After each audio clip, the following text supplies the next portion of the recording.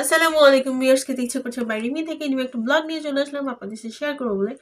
আজকে নিয়ে এসেছি ঘরোয়া বাসায় তৈরি খিচুড়ি, তার সাথে হচ্ছে এটা হচ্ছে কক মুরগি, মানে পাকিস্তানি ককটা, সেটা অনেকদিন পরে আনা। সবসময় ব্রয়লারটাই খাওয়া হয়, কি করব বলেন। আর এই যে কাঁচামরিচ, আর সাথে হচ্ছে পেঁয়াজ। তো বেশি দেরি না করে খেয়ে বলছি রান্নাটা কেমন হয়েছে খেতে। বিসমিল্লাহির রহমানির রহিম।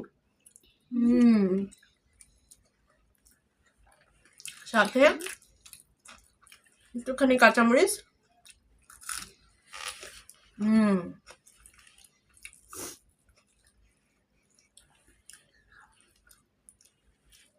পেঁয়াজ দিয়ে খেতে না খিচুড়ি।